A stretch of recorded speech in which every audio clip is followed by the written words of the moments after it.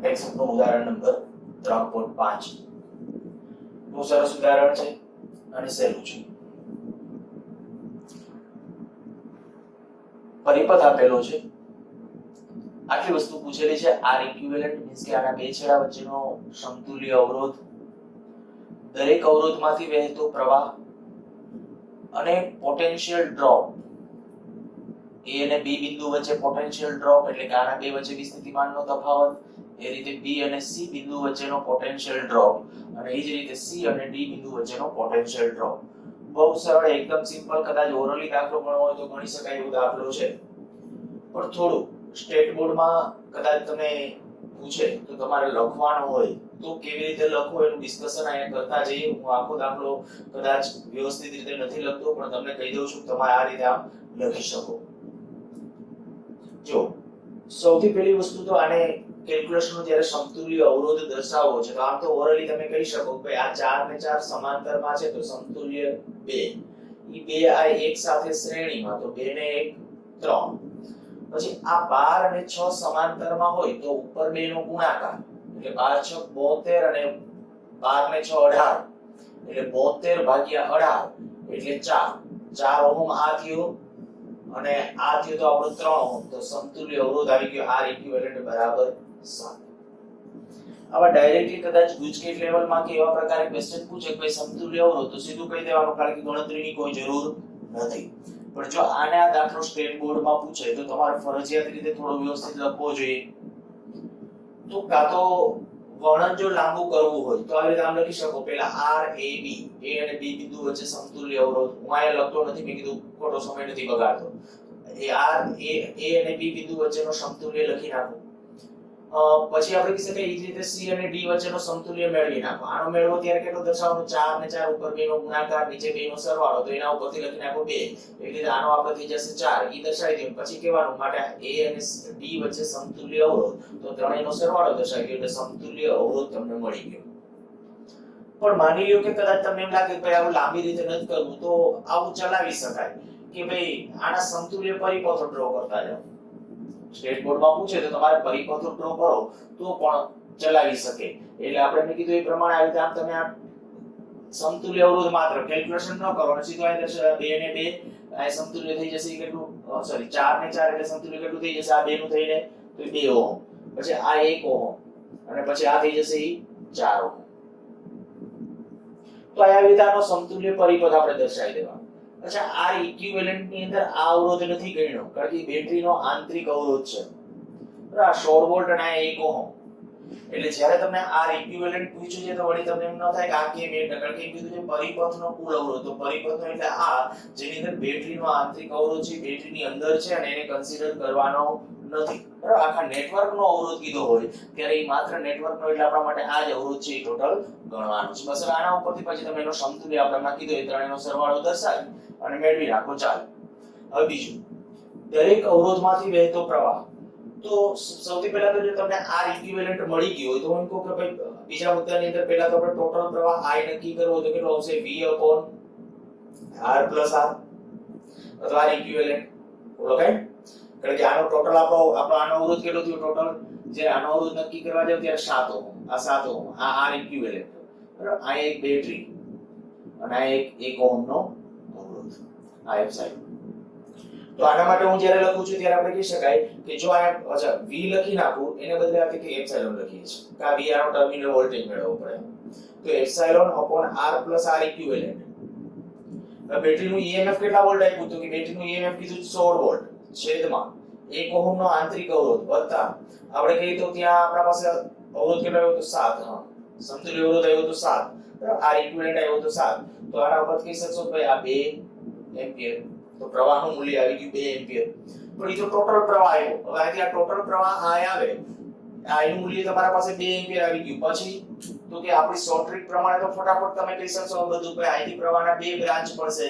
આ બેના અવરોધો સરખા છે તો પ્રવાહ સરખો કહી દો. હવે આ 2 એમ્પિયર અહીંથી આમ આવ્યો, અહીંથી 2 એમ્પિયર. તો આમાં કેટલો જશે? 1 એમ્પિયર આમાં જશે, 1 એમ્પિયર આમાં જશે, પાછો 2 ભેગો થઈ જશે. તો આમાં પ્રવાહ કેટલો? આની અંદર જો હું પ્રવાહ લખી નાખું, એનું કેલ્ક્યુલેશન જ બતાવતો. આ સીધું તમારે કહી દેવાનું કે આ બંને સમાન મૂલ્યના અવરોધો છે એટલે આમાં બંનેમાં સમાન મૂલ્યનો પ્રવાહ જશે એટલે આમાં 1 એમ્પિયર હશે, આમાં પણ એક કીધું છે દરેક અવરોધમાંથી વહેતો પ્રવાહ. તો ત્યારે આપણે આ 4 ઓહમના અવરોધમાંથી 1 એમ્પિયરનો પ્રવાહ, પછી વળી પાછો આપણે કહી શકીએ કે આમાં પ્રવાહ તો કીધો પરિપથનો મૂળ પ્રવાહ તો એ 2 એમ્પિયર, પછી આ બેમાં તો કે આપણો પ્રવાહ વિભાજનનો રૂલ યાદ કરો. કઈ રીતે કહું છું તો કે જો આમાં પ્રવાહ તમારે ગણવો હોય, માની લો કે આમાં પ્રવાહ પાછો હું I1 કે I3 કે ગમે નામ આપું, I1 ડેશ કયો જે કેવું હોય, I ડેશ કહીએ, ચાલો જો I ડેશ કહીએ, આ પ્રવાહ ગણવો હોય તો સામેની ભુજાનો અવરોધ યાદ હશે, યાદ આવી જવું જોઈએ. જો હું I ડેશ લખું તો I ડેશ બરાબર સામેની ભુજાનો અવરોધ કેટલો 12 ગુણ્યા ટોટલ પ્રવાહ કેટલો હતો 2 એમ્પિયર, આ 2 લખશું પછી, અને 12 ને 6 18, તો આવતી જશે 12 I ના છેદમાં 18, અને I નું મૂલ્ય કેટલું પાછું 2 એમ્પિયર. તો આ થઈ જશે આપણા પાસે કેટલું થઈ જશે 9 ને એટલે 4 ના છેદમાં 3 લગભગ વધશે, બરાબર, આટલા એમ્પિયર થશે.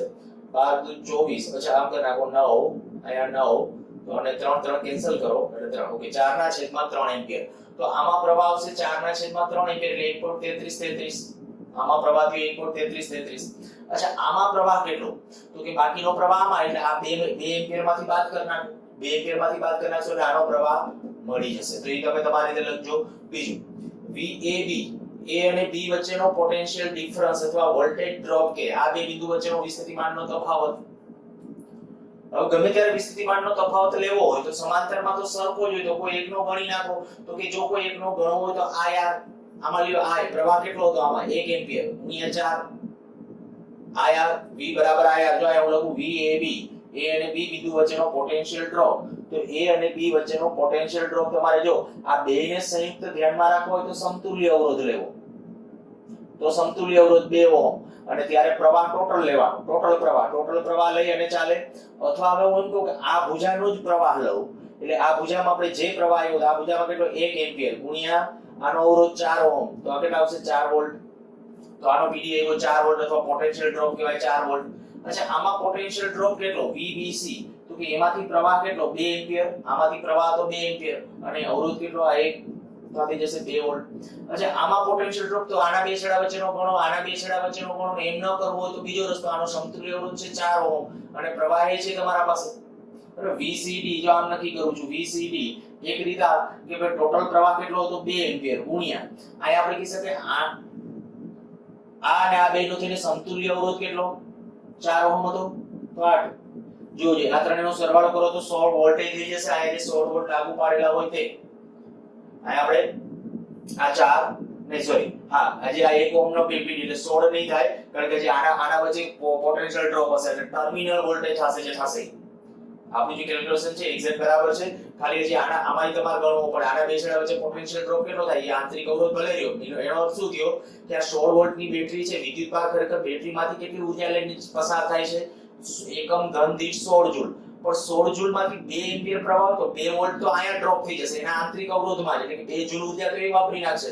16 જૂલ ઉર્જા લઈને બહાર નીકળવાની ક્ષમતા છે પણ અંદર ને અંદર 2 જૂલ વપરાઈ જશે, બાકીની 14 એટલે આનો સરવાળો 14 થશે. તો 14 વોલ્ટ અથવા 14 જૂલ એકમ ઘન દીઠ 14 જૂલ ઉર્જા પણ બોલી શકો. તો આ થઈ ગયો એના માટેનો પોટેન્શિયલ ડ્રોપ. હજી એક વખત શાંતિથી સમજજો વ્યવસ્થિત રીતે, ખાલી આ દાખલો એટલા માટે આમ બહુ સિમ્પલ અને સરળ, કદાચ તમારી રીતે વાંચો તો પણ આવડે, પણ મેં કીધું કે નીટ માટે ગુજકેટ માટેના લેવલના પ્રશ્નો બહુ સરળતાથી આમાંથી પૂછી શકે એવા પ્રકારના પ્રશ્નો તૈયાર થાય. સ્ટેટ બોર્ડ માટે પણ દાખલો સારો છે. Okay, next topic.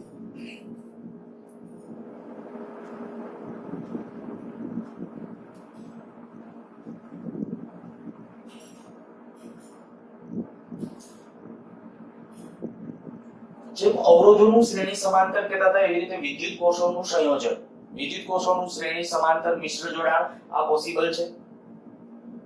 આ ટોપિક ઉપરથી ટેક્સ્ટ બુક માંથી ધ્યાનમાં રાખીએ તો ગુજકેટ લેવલના પ્રશ્નો પણ એ સિવાય નીટ અને જી ની અંદર પણ આની અંદરથી ખૂબ સારા એવા ક્વેશ્ચન તૈયાર થયેલા છે અગાઉ.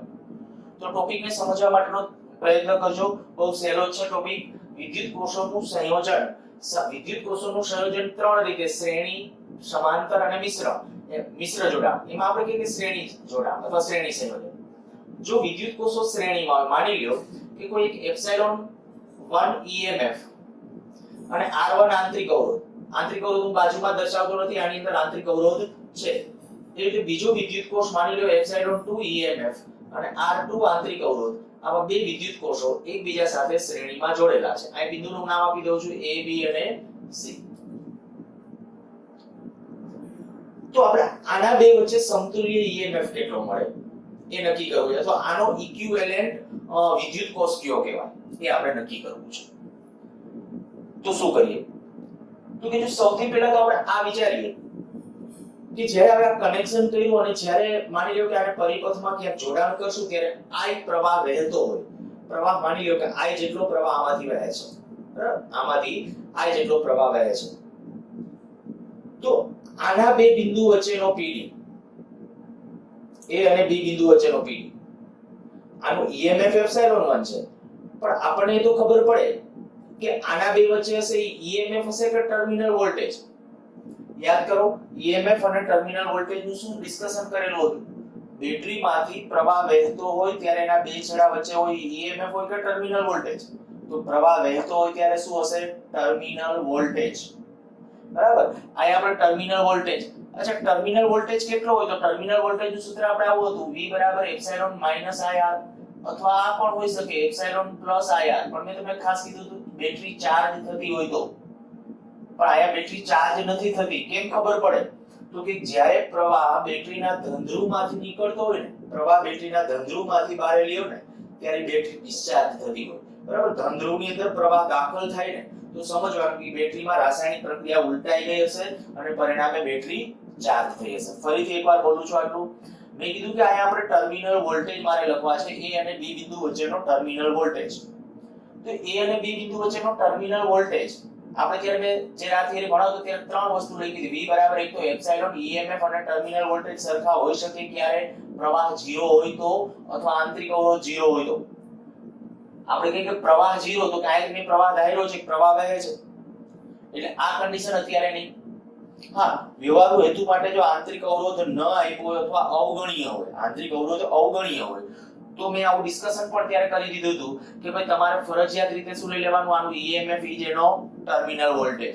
પણ અત્યારે તો આપણે થિયોરેટિકલ પોર્શન સમજીએ છીએ અને ત્યારે આપણે કહીએ કે એપ્સિલોન 1 EMF R1 આંતરિક અવરોધ, અને એવી રીતે બીજી બેટરી છે એનો EMF એપ્સિલોન 2 અને આંતરિક અવરોધ છે એ R2 છે. અવગણ્ય નથી ટૂંકમાં આંતરિક અવરોધ. તો પ્રવાહ વહે છે, અને પ્રવાહ વહે છે તો આ બેમાંથી એક સૂત્ર. હવે આ ક્યારે? તો કે બેટરી ડિસ્ચાર્જ થતી હોય ત્યારે, અને આ ક્યારે? તો કે ચાર્જ થતી હોય, જ્યારે ચાર્જિંગ થતું હોય ત્યારે. હવે ચાર્જ કે ડિસ્ચાર્જ આમનામ કેમ ખબર પડે? તો કે જો પ્રવાહ ધનધ્રુવમાંથી બહાર નીકળતો હશે પ્રવાહ, તો સમજવાનું કે ત્યારે એ સ્થિતિની અંદર એ ડિસ્ચાર્જ થાય છે, એટલે આ ધનધ્રુવમાંથી પ્રવાહ નીકળે છે. ઓકે, જો આવી કન્ડિશન છે, અહીંયા આપણે કહી શકાય પહેલા તમારા વર્ણનમાં આયાથી આપણે લખી શકો કે ભાઈ એપ્સિલોન 1 એપ્સિલોન 2 EMF જેટલા EMF અને R1 અને R2 આંતરિક અવરોધ ધરાવતા બે વિદ્યુત કોષો સહાયક શ્રેણીમાં જોડેલા છે.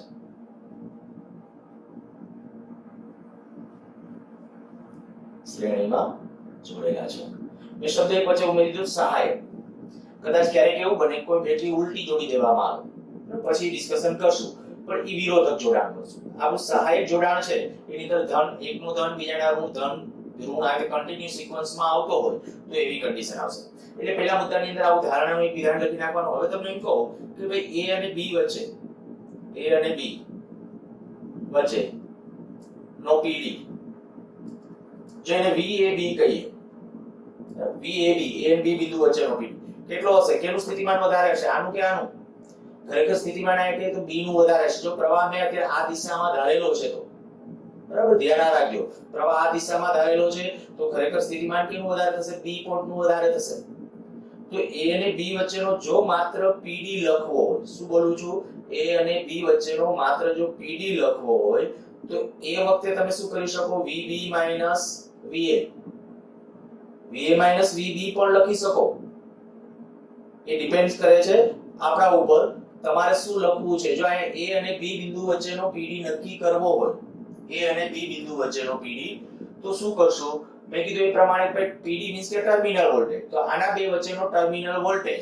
હવે તમને એ ખબર પડી જવી જોઈએ કે બેટરીનો ધન આ છે. અચ્છા અહીંયા આપણે હા ધન છેડો આ છે, સ્થિતિમાન આનું વધારે છે, સ્થિતિમાન આનું વધારે છે અને પરિણામે પ્રવાહ અહીંથી આમ હશે બાહ્ય પરિપથ. એટલે અહીંયા આપણે લખશું VA VB. ફરીથી એકવાર રિપીટ કરી જાઉં છું. પહેલા મેં આવું કીધું પ્રવાહ અહીંથી આમ નીકળે છે એટલે આનું સ્થિતિમાન છે એ વધારે હશે, અહીંથી આમ કહીને આમ, પછી અહીંથી આમ આખું લૂપ હશે તો આખો પ્રવાહ અહીંથી આમ વહેતો હશે. અને વિદ્યુત પ્રવાહ કેમનો ઊંચા સ્થિતિમાનથી નીચા સ્થિતિમાન તરફ બાહ્ય પરિપથમાં, તો ઊંચું સ્થિતિમાન અહીંયા છે એટલે પ્રવાહ અહીંથી આમ હશે. તો VA VB બરાબર કેટલું હશે તો કે ε1 IR1. પ્રવાહ તો શ્રેણીમાં સરખો જવાનો, અહીંયા આવી છે તો અહીંયા પણ આવી જશે. આ પરિણામ એક રાખો. આવી રીતે જો આપણે લખીએ B અને C વચ્ચેનો વિસ્થિતિમાનનો તફાવત, તો B અને C વચ્ચેનો PD પોટેન્શિયલ ડિફરન્સ અથવા વિસ્થિતિમાનનો તફાવત અથવા ટર્મિનલ વોલ્ટેજ, તો લખું છું VBC. હવે VBC એટલે કેટલું તો કે VBC બરાબર કેટલું થશે VB VC. કારણ કે એમાં સ્થિતિમાન કેનું વધારે છે, અહીંયા પ્રવાહ અહીંથી આમ નીકળે છે એટલે અહીં સ્થિતિમાન વધુ, તો VB VC કેટલું ε2 IR2 આવું થશે. હવે જો મારે A અને C વચ્ચેનો PD લખવો હોય માટે A અને C વચ્ચેનો PD તો શું લખશું VAC બરાબર VA VC. અચ્છા આને આમ લખી શકાય VA VB VB VC. જોજો બરાબર શું કરવું છે, શું કર્યું છે VA VB sorry VA VC છે એટલે એક VB માઈનસ કર્યું, પાછું VB પ્લસ કરી નાખ્યું એટલે સમીકરણમાં કોઈ ફેર ન પડે.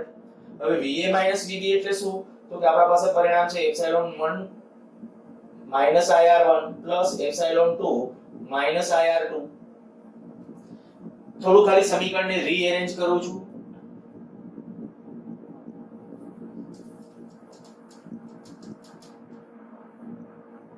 તો VAC બરાબર ε1 ε2 માઈનસ I R1 R2. આ સમીકરણ નંબર કહી દઉં છું. એક કઈ નથી કર્યું, ખાલી માત્ર આ બે પાસ પાસે મૂકેલા છે ε1 ε2 અને આમાંથી -I1 કોમન લઈ લીધા છે અને પરિણામ આવું મળ્યું. જો આ બંને વિદ્યુત કોષોનું સમતુલ્ય, જો ઉપરોક્ત વિદ્યુત કોષો નો સમતુલ્ય EMF એપ્સિલોન ઇક્વિવેલેન્ટ અને આંતરિક અવરોધ R ઇક્વિવેલેન્ટ હોય, ઉપરોક્ત વિદ્યુત કોષોનો જે સમતુલ્ય કોષ છે, આ સમતુલ્ય કોષ અથવા સમતુલ્ય વિદ્યુત કોષ. સમતુલ્યનો અર્થ શું તો કે આ બે વિદ્યુત કોષો છે એને કાઢી અને એક વિદ્યુત કોષ મૂકો ત્યાં,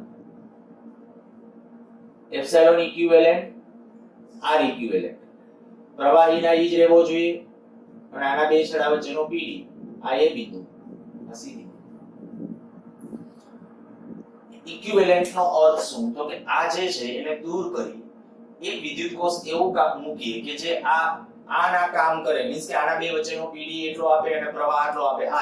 I જેટલો પ્રવાહ છે આમાંથી I જેટલો પ્રવાહ જ મળવો જોઈએ, આના બે છેડા વચ્ચેનો PD પણ આના જેટલો જ થવો જોઈએ. તો જો આવી કન્ડિશન એટલે A અને C મેં નામ આપી દીધું છે, બેટરી કહી દીધી છે એપ્સિલોન ઇક્વિવેલેન્ટ R ઇક્વિવેલેન્ટ પ્રવાહ I. જો આના માટે પાછો આપણે ટર્મિનલ વોલ્ટેજ લખીએ, હું અહીં ડાયરેક્ટ લખું VAC બરાબર શું લખશો VA VC બરાબર શું લખાય epsilon equivalent I R equivalent. આને કહીએ સમીકરણ નંબર 2. જો આ 1 અને 2 આ બે ઇક્વેશનને આપણે સરખાવીએ, 1 અને 2 સમીકરણ 1 આપણું આ હતું, આ બે સમીકરણ 1 અને 2 ને સરખાવતા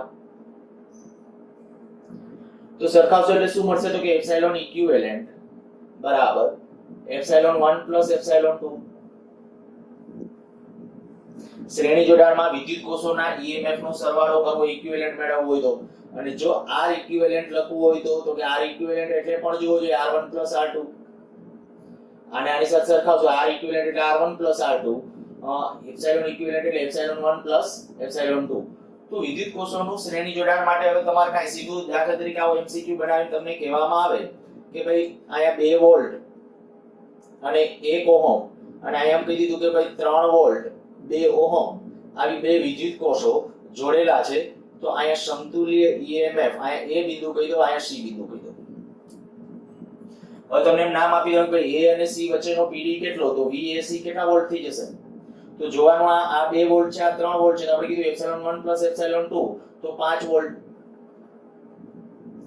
5 વોલ્ટ અને એમાં આનું સ્થિતિમાન વધારે છે. અચ્છા, આર ઇક્વિવેલન્ટ કેટલું?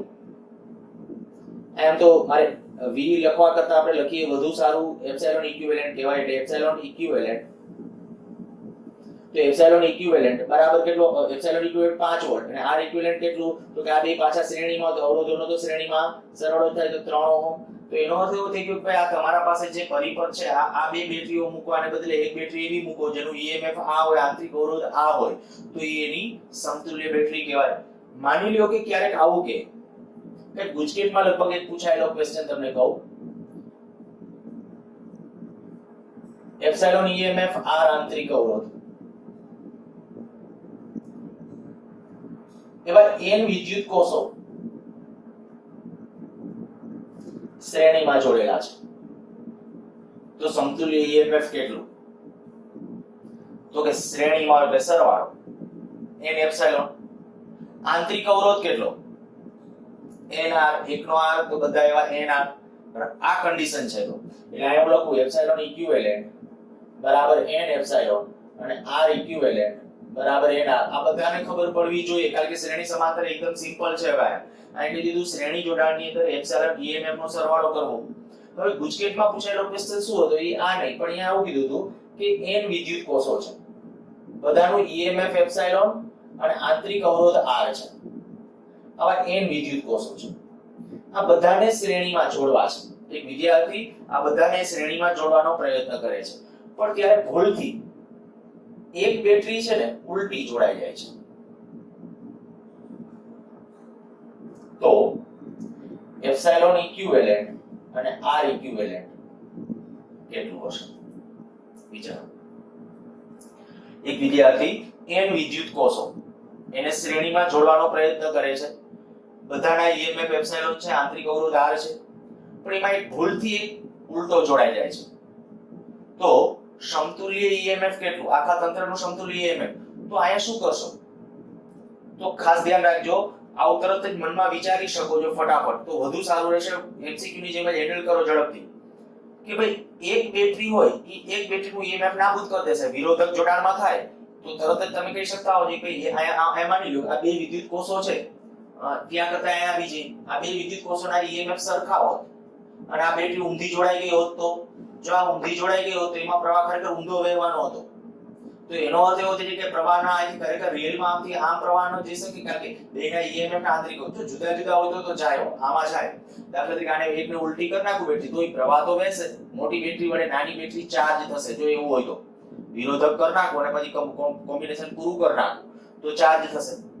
હવે અહીંયા તમારે ખાલી આટલું, જો મારે EMF ડાયરેક્ટલી લખી નાખવો હોય તો n - 2 એપ્સિલોન અને અવરોધ કેટલો? તો કે અવરોધ તો n આવે છે કારણ કે અવરોધોને બેટરી ઊંધી કરો એનાથી અવરોધને કાંઈ ફેર પડતો હોતો નથી. તો r ઇક્વિવેલન્ટ કેટલું? nr. પણ એપ્સિલોન ઇક્વિવેલન્ટ કેટલું થઈ ગયું? n - 2 epsilon. શું કામ આવું કર્યું? હવે તમને ખ્યાલ આવી જવો જોઈએ, બરાબર? કારણ કે આપણે જે કીધું કે આવા n વિદ્યુત કોષો છે એમાંનો એક ઉલટો જોડાઈ ગયો તો ખરેખર એનું EMF એકનું બાદ થશે. અહીંયા તમારે EMF જે છે એ બાદબાકી લેવી પડે.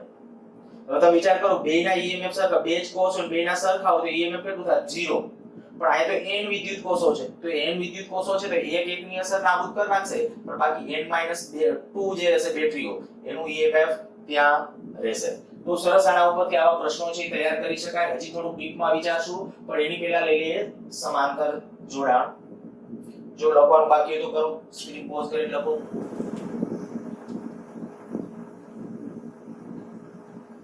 સમાંતર જોડાણ.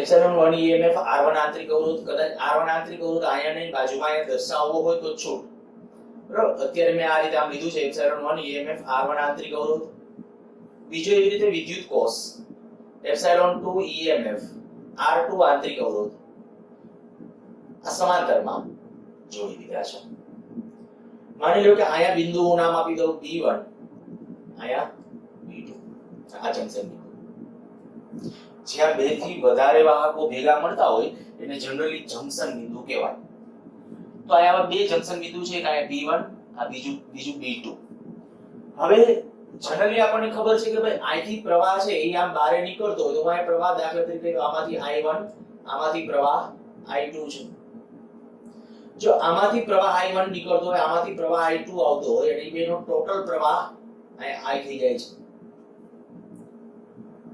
હવે જો સૌથી પહેલા ઊર્જા સંરક્ષણ પ્રમાણ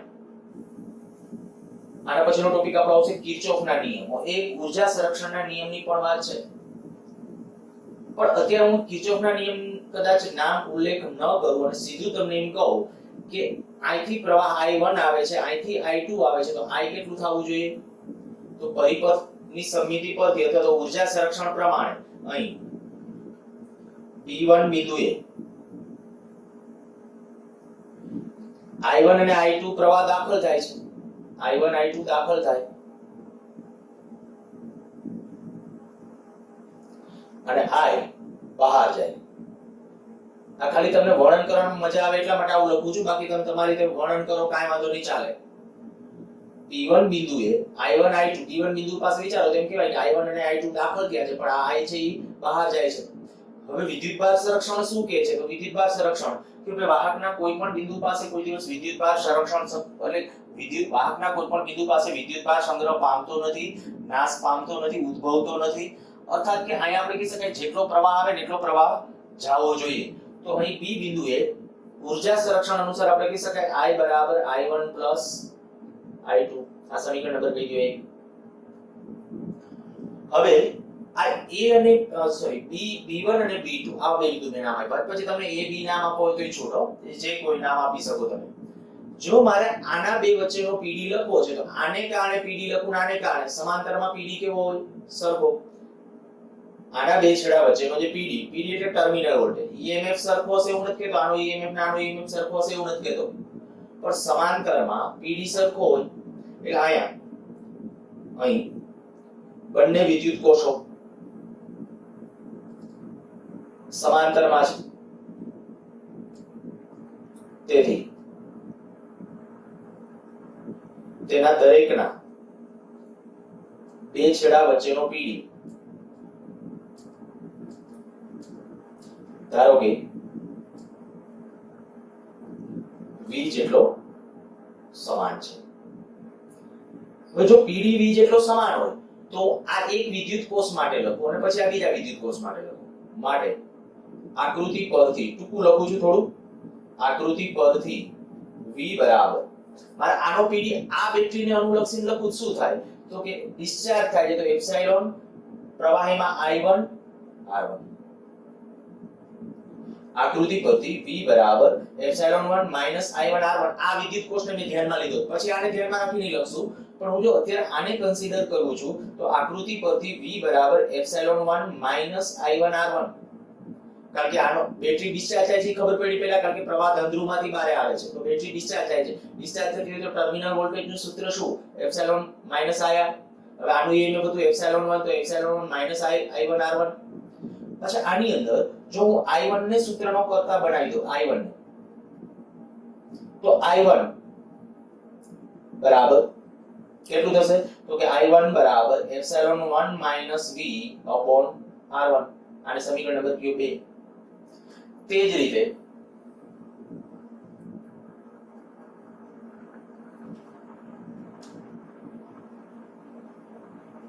આના માટેનો જો PD લખું તો એ PD પણ V હશે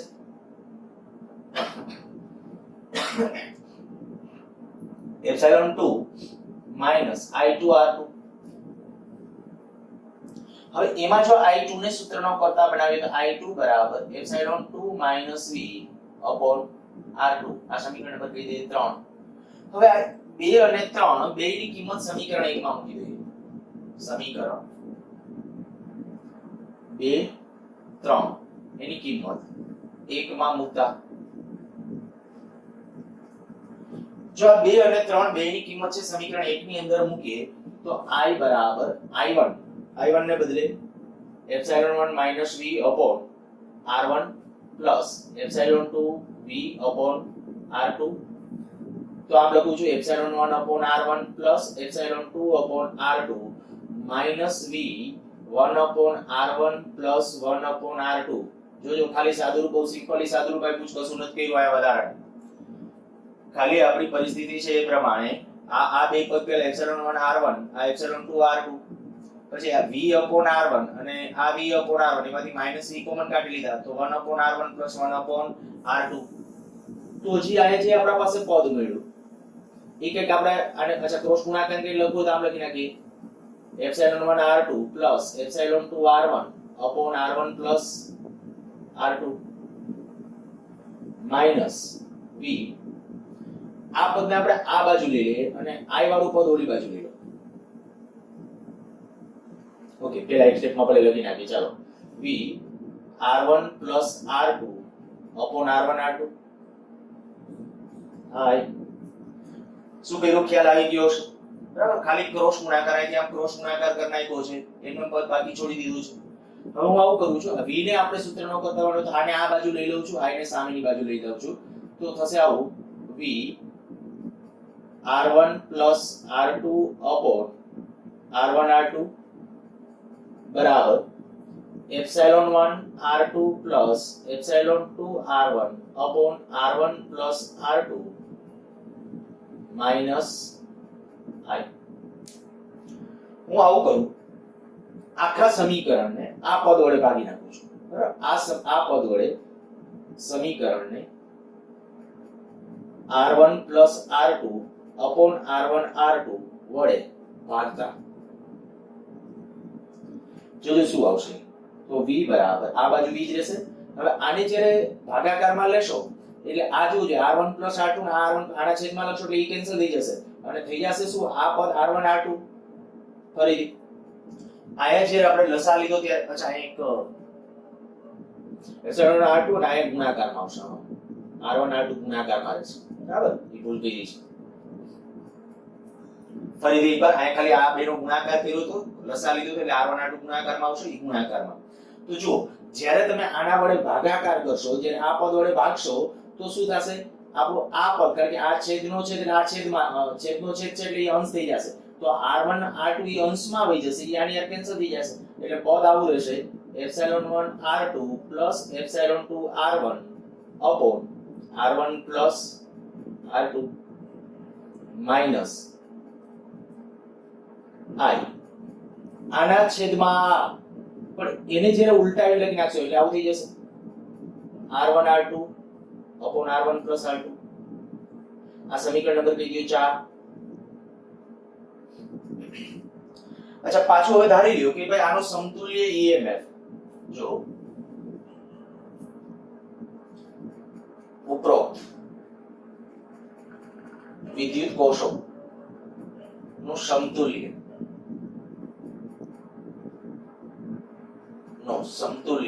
વિદ્યુત કોષ નું EMF એપ્સિલોન ઇક્વિવેલેન્ટ અને આંતરિક અવરોધ R ઇક્વિવેલેન્ટ હોય અક્ષરો થોડા બગાડી નાખ્યા છે તમે વ્યવસ્થિત લખજો ઉપરોક્ત વિદ્યુત કોષોનો સમતુલ્ય વિદ્યુત આ ઉપરોક્ત જે બે જેવા છે એનું જો સમતુલ્ય જે વિદ્યુત કોષ છે એનું EMF એપ્સિલોન ઇક્વિવેલેન્ટ આંતરિક અવરોધ R ઇક્વિવેલેન્ટ હોય તો કે પાછા એ બે બિંદુ વચ્ચે એક વિદ્યુત કોષ મૂકી દો અને એના માટે વિચારો તો શું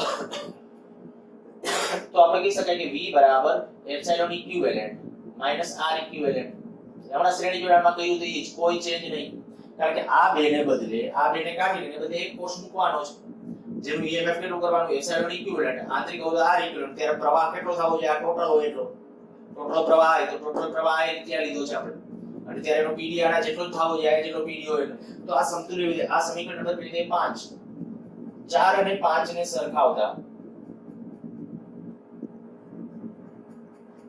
જો ચાર સમીકરણ આપણું આ છે એપ્સિલોન1 r2 એપ્સિલોન2 r1 r1 r2 અને આ જે આંતરિક અવરોધ વાળું છે તો આ બેને જ્યારે સરખાવશો એટલે આપણે કહી શકાય કે અહીંયા તો એપ્સિલોન ઇક્વિવેલન્ટ બરાબર એપ્સિલોન1 r2 એપ્સિલોન2 r1 એના છેદમાં r1 r2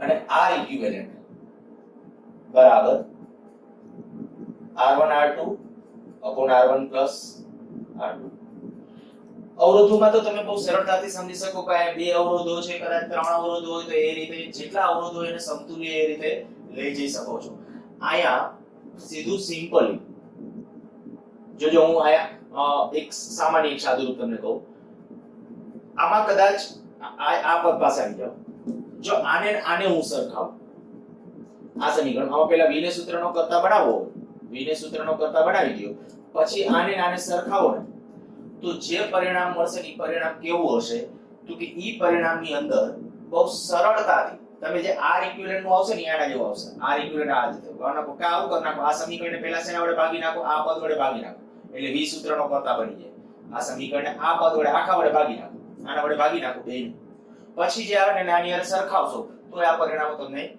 મળી જશે કારણ કે સાદું રૂપ છે ઇનડાયરેક્ટલી અચ્છા તો હવે તમારે ખાલી આટલું મગજમાં રાખવાનું છે ટેક્સ્ટબુકમાં છે એક વખત જોઈ લેજો બરાબર એપ્સિલોન ઇક્વિવેલન્ટ નું પરિણામ આપણા પાસે શું તો એપ્સિલોન ઇક્વિવેલન્ટ હંમેશા એપ્સિલોન1 r2 એપ્સિલોન2 r1 r1 r2 લગભગ ગુજકેટની અંદર બે વખત પ્રશ્ન પૂછ્યા છે નીટની અંદર લગભગ બે કે ત્રણ વાર પ્રશ્ન પૂછ્યા છે સીધું તમને આમ કહી દીધું બે વિદ્યુત કોષ એકબીજા સાથે જ્યારે જોડી દેવામાં આવે આ આપણે કહીએ એક 2 વોલ્ટ એક 3 વોલ્ટ એકનો આંતરિક અવરોધ 1 ઓહમ છે બીજાનો 2 ઓહમ છે તો સમાંતરમાં PD તો સરખો જ પણ PD એટલે કયો ટર્મિનલ વોલ્ટેજ હું ખાસ બોલું છું આ PD એટલે શું ટર્મિનલ વોલ્ટેજ તો ટર્મિનલ વોલ્ટેજ સરખો થવો જોઈએ તો એ સામાન્ય PD કેટલો હશે જો એ ડાયરેક્ટલી ગણવું હોય ને હવે એક 2 વોલ્ટ તમને મેં કીધું હોય એક 3 વોલ્ટ કીધું હોય બેના આંતરિક અવરોધો આપેલા હોય તો આની અંદર જ્યારે કિંમતો મૂકશો ત્યારે સરળતાથી તમને એપ્સિલોન ઇક્વિવેલન્ટ મળી જશે અને આમ અવરોધોમાં તો ડાયરેક્ટલી ખબર છે કે ભાઈ અવરોધો જ્યારે સમાંતરમાં હોય તો સમતુલ્ય અવરોધ કેમ નક્કી થાય તો કે સમતુલ્ય અવરોધ ઉપર બેનો ગુણાકાર નીચે બેનો સરવાળો એટલું સરળ ખાસ મેં કીધું આ પરિણામને ધ્યાન રાખજો ગુજકેટ લેવલ નીટ લેવલના પ્રશ્નો એમાંથી તૈયાર થશે એ સિવાય જ્યારે સર્કિટ થિયરી જ્યારે હજી આડા પછીના ટોપિકની અંદર આપણે સર્કિટ થિયરી જ્યારે સ્ટાર્ટ કરશું ત્યારે પણ વિદ્યુત કોષોનું જ્યારે આડાઅવળું કોમ્બિનેશન હશે ત્યારે અમુક પદ ટૂંકા પડે એટલા માટે આનો ઉપયોગ કરશું અચ્છા માની લ્યો કે અહીંયા કદાચ આવું આપ્યું હોત હું આવું એક્સપેક્ટ કરું કે આવું આપેલું છે આ એપ્સિલોન1 આ વિદ્યુત કોષ છે ને આ ઉલટો કરી નાખો આને એકને ઉલટો કરી નાખું છું ટેક્સ્ટબુકમાં નોંધ કરીને લખ્યું હશે જોજો આ જે છે આને ઉલટાવી નાખું છું તો શું થશે તો કે તમને ખબર પડે આ બેટરી છે ને ચાર્જ થતી હોય તો પ્રવાહ એની અંદર આ કન્ડિશન હોય છે કોઈ પણ આમાં એવું જરૂરી નથી કારણ કે વિદ્યુત કોષને જો આને ઉલટાવી નાખ્યો આ એકને ઉલટાવી નાખ્યો તમે વિદ્યુત કોષને હવે પ્રવાહની ડિરેક્શન એ જોજો એ ચાર્જ થતી હોય બેટરી પણ જો એવી કન્ડિશન છે તમારા ટર્મિનલ વોલ્ટેજ કેમ લખાય તો આ જે ટર્મિનલ વોલ્ટેજ આમ લખ્યો પણ આ ટર્મિનલ વોલ્ટેજ બદલાઈ જાય ને ત્યારે ટર્મિનલ વોલ્ટેજ શું આવશે પ્લસ આવશે અને જો અહીંયા પ્લસ આવે ફાઇનલી ખરેખર એ બધા સાદુરૂપ આપવા જાવ ને એટલે અહીંયા શું આવશે તો કે અહીંયા પ્લસ માઈનસ નો ચેન્જ આવશે ખાલી આ જ બીજા કોઈ ચેન્જ નહીં એપ્સિલોન1 r2 માઈનસ એપ્સિલોન2 r1 ધ્યાન રાખજો એટલે એક વિદ્યુત કોષ સાથે બીજો મેં આ ક્યાંય લખ્યું નથી હવે ખાલી બોલી ગયો છું એટલે તમે તમારી રીતે નોંધ કરીને લખવું હોય તો લખી નાખજો બે વિદ્યુત કોષો માટે એક વિદ્યુત કોષને હું આમ ઉલટો કરી નાખું એક જગ્યાએ અહીં એક જ જગ્યાએ આ પ્લસ છે ત્યાં માઈનસ કરી નાખવાનું તો ત્યાં તમને સમતુલ્ય EMF મળી જશે આગળ વધીએ જો અહીં સુધીનું આખું કમ્પ્લીટ હોય પહેલા આટલા સૂત્રો મગજમાં જો વિદ્યુત કોષોનું શ્રેણી જોડાણ તો સમતુલ્ય EMF કેટલું બેના સરવાળા જેટલું એપ્સિલોન1 એપ્સિલોન2 જાજા હોય તો એ જ રીતે અવરોધો માટે તો કે R ઇક્વિવેલન્ટ એનો સરવાળો પણ R ઇક્વિવેલન્ટ માટે પણ અવરોધોનો સરવાળો આ સમાંતરમાં હોય તો સમાંતરમાં જો બે વિદ્યુત કોષ છે ઓકે પણ જો બે કરતા વધારે હોય તો પાછું આમ કરજો epsilon equivalent upon R equivalent બરાબર epsilon upon r1 plus epsilon upon r2 તમને દસ વડે આ નવું સ્વરૂપ ક્યાંથી કાઢ્યું ખરેખર નવું કોઈ સ્વરૂપ છે જ નહીં. જ્યારે આ સમીકરણને તમે વ્યવસ્થિત હેન્ડલ કરશો ને ત્યારે તમને પોતાને સમીકરણ મળશે કે અથવા આપણે એવું કરો કે આપણું એપ્સિલોન ઇક્વિવેલન્ટ નું પરિણામ ક્યાં ગયું? એપ્સિલોન ઇક્વિવેલન્ટ, હા આ એપ્સિલોન ઇક્વિવેલન્ટ અને આર ઇક્વિવેલન્ટ, આ બેનો તમે ભાગાકાર કરવો જોઈએ. આ બેનો ભાગાકાર કરશો એટલે r1 r2 કેન્સલ થઈ જશે. પછી r1 r2 વધશે ને આ છેદમાં, એટલે પછી શું કરો, r1 r2 જે વધે એમાંથી બેના છેદમાં મૂકી દો તો r2 r2 અહીંયા કેન્સલ, અહીંયા r1 કેન્સલ થઈ જશે. જો આવું પદ વધશે. તો હું મેં આ એટલા માટે લખ્યું છે, માની લો કે વધુ વ્યાપક રીતે જો વધુ કોષો વિદ્યુત કોષો હોય, વિદ્યુત કોષો વધારે હોય એટલે કે n જેટલા હોય તો શું કરવાનું? તો કાંઈ પ્લસ પ્લસ પ્લસ કરી દેવાનું. તો ઉમેરતું જવાનું. વધારે વિદ્યુત કોષો હોય તો, બરાબર. ફરીથી એકવાર રિપીટ કરી જાઉં છું, આટલા સૂત્રો તમારા મગજમાં. જો બે વિદ્યુત કોષો હોય તો આ રીતે, બે વિદ્યુત કોષો હોય તો આ રીતે, પણ સહાયક આ રીતે હમણાં કીધું એ પ્રમાણે બેના ધન એક તરફ હોય તો, પણ એકનો ધન અને બીજાનો ઋણ એક તરફ હોય તો અહીંયા વચ્ચે માઈનસ. આર ઇક્વિવેલન્ટ માં તો બહુ ડિસ્ટર્બ થવા જેવું જ નથી. આર ઇક્વિવેલન્ટ તો સીધું છે, શ્રેણી હોય તો r1 r2 સમાંતર હોય તો આ ઉપર બેનો ગુણાકાર નીચે બેનો સરવાળો, અને જાજા હોય તો એ પછી આપણે ખબર છે 1/r1 1/r2 1/r3 આ રીતે લખી શકો. પણ જ્યારે વધારે વિદ્યુત કોષો હોય ત્યારે ડાયરેક્ટલી જો આ બેનો ગુણોત્તર પૂછે કદાચ તમે એપ્સિલોન, તો શું કરવાનું? Epsilon 1 r1 epsilon 2 r2 up to epsilon 1 epsilon n rn એ રીતે લખી શકો. થોડા એમસીક્યુ માટે એના માટે ખાસ ડિસ્કશન કરીએ.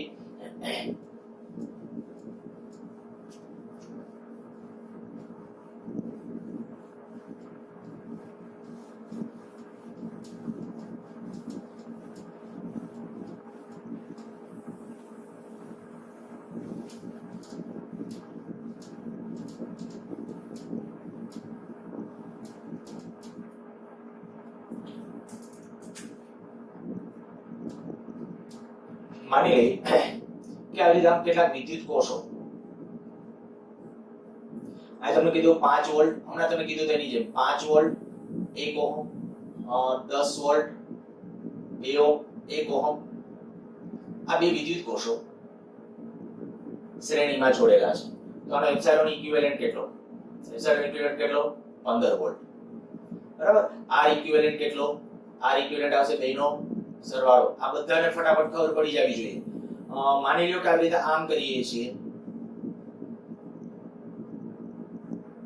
આના બે કોષ લઈએ, આ 5 વોલ્ટ 1 ઓહમ, 10 વોલ્ટ 1 ઓહમ, આ બે વચ્ચે સમતુલ્ય એપ્સિલોન ઇક્વિવેલન્ટ. તો એપ્સિલોન ઇક્વિવેલન્ટ કેટલું? તો એપ્સિલોન ઇક્વિવેલન્ટ આવશે ઈ 5 વોલ્ટ. પણ હવે એમાં અત્યારે કયો સ્થિતિમાં કયો છેડો ધન છે કયો ઋણ? તો પ્રવાહ છે ને આ ડિરેક્શનમાં હશે, આમાં પ્રવાહ આમ હશે, કારણ કે આમાં આ બેટરી મોટી છે. જો આ બેટરી મોટી છે તો પ્રવાહ આ તરફ હશે. અત્યારે ખાલી એપ્સિલોન ઇક્વિવેલન્ટ લખું છું તો જો IP આ A અને B નામ આપું તો એનું સ્થિતિમાન ઓછું હશે તો માઈનસમાં લખાય, તો માઈનસમાં લખવું પડે. અત્યારે હું માઈનસ નથી લખતો, એને બદલે કહું છું 5 વોલ્ટ. એપ્સિલોન ઇક્વિવેલન્ટ 5 વોલ્ટ, આ ધન છેડો હશે, આ ધન, આ ઋણ હશે. પછી આર ઇક્વિવેલન્ટ કેટલું? તો કે આર ઇક્વિવેલન્ટ બરાબર કેટલું? 2 ઓહમ, આ 5 વોલ્ટ. અચ્છા, વિદ્યુત કોષોનું જ્યારે મિશ્ર જોડાણ માની લ્યો કે હવે આમ કહી દીધું છે, અહીંયા 3 વોલ્ટ 1 ઓહમ, 2 વોલ્ટ 0.5 ઓહમ. આ કે એપ્સિલોન ઇક્વિવેલન્ટ એટલે કે આ બે બિંદુ વચ્ચે એપ્સિલોન ઇક્વિવેલન્ટ કેટલું? જો એપ્સિલોન ઇક્વિવેલન્ટ જોઈતું હોય તો હમણાં આપણે સૂત્ર લખ્યું તે ઉપર આની સાથે આનો આંતરિક અવરોધનો ગુણાકાર 3 ગુણ્યા 0.5 વત્તા 2 ગુણ્યા 1 છેદમાં r1 r2 એટલે 1 વત્તા 1.5, 1 વત્તા 0.5. તો આનું જે સાદુરૂપ આવશે એ એપ્સિલોન ઇક્વિવેલન્ટ કરી નાખજો. આર ઇક્વિવેલન્ટ કદાચ આમાં નક્કી કરવો હોય તો આર ઇક્વિવેલન્ટ કેટલું આવશે? તો આર ઇક્વિવેલન્ટ બરાબર ઉપર બેનો ગુણાકાર એટલે 1 ગુણ્યા 1.5 અને 1 વત્તા 0.5. તો આ જે સાદુરૂપ આવશે એ 0.5 ના છેદમાં 1.5 એટલે થઈ જશે 1 ના છેદમાં 3. આટલા ઓહમ. તો આ થઈ ગયું આર ઇક્વિવેલન્ટ. હજી એક કદાચ આમાં વિદ્યુત કોષ છે ઉલટો કરી નાખ્યો હોય તો, એક વિદ્યુત કોષ ઉલટો કરી નાખ્યો હોય તો આ મેં કીધું તે પ્રમાણે માઈનસ. હવે એવો એક પરિપથ કરતો નથી. ટૂંકમાં હવે એક શબ્દ પ્રયોગ આપણે આવો યાદ રાખીએ. એક સિમ્પલ બીજું એક એમસીક્યુ સોલ્વ કરવા માટે એક સાથેની વિધાન કીધું. હવે આવી રીતે આમ કન્ડિશન આપો. માની લો કે આ 2 વોલ્ટ 1 એમ્પિયર 2 વોલ્ટ 1 એમ્પિયર, આવા બે વિદ્યુત કોષો આ જોડેલા છે. તો અહીંયા આ બે બિંદુ વચ્ચે મેં અહીંયા હવે વોલ્ટેજ આપ્યા છે, આંતરિક અવરોધ નથી આપ્યો, એટલે તમારે સમજી લેવાનું કે આનો ટર્મિનલ વોલ્ટેજ છે. આ 2 વોલ્ટ છે, શું સમજવાનું? આનો ટર્મિનલ વોલ્ટેજ. આનો ટર્મિનલ વોલ્ટેજ પણ 2 વોલ્ટ. આંતરિક અવરોધ ખૂબ નાનો છે. અચ્છા, પ્રવાહ અહીંયા 1 એમ્પિયર છે. હવે શ્રેણીમાં પ્રવાહ સમાન, બરાબર? શ્રેણીમાં પ્રવાહ સરખો હોય તો હું અહીંયા એમ કહીશ કે આના બે છેડા વચ્ચે જ્યારે લખું ત્યારે આમ હશે 4 વોલ્ટ 1 એમ્પિયર. અચ્છા, આમ કરું.